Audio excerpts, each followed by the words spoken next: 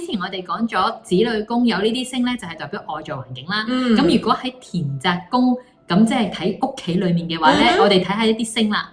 咁我哋睇下首先天賦星。天賦星嘅話咧，最緊要咧個實用面積要夠大啦，要好方正嘅，係啦，咁佢運用空間先夠多，因為佢乜嘢都要掌控，所以咧你會見到好多收納櫃嘅。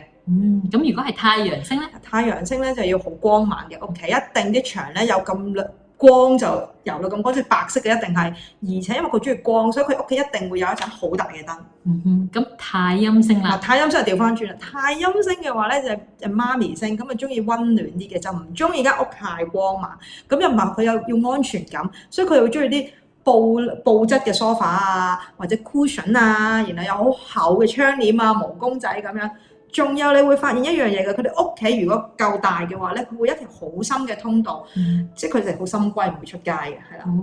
咁最後天梁星啦。天梁星咧，之前講過一粒宗教星啦，咁所以佢屋企好多嗰啲神明嘢啊、宗教嗰啲擺設品，同埋因為佢係一粒好好學嘅星嚟嘅，咁所以佢哋入邊咧都會好多嗰啲字畫啊、書啊之類咁樣咯。原來係咁。咁大家睇下自己個命盤中唔中我哋頭先講嗰幾粒星啦。係啊，隨時有啲咩留言俾我哋啦。有寫玄學，活學活用，大家記得 follow 我哋啊 ，like 啊 ，comment 同埋 share 啊。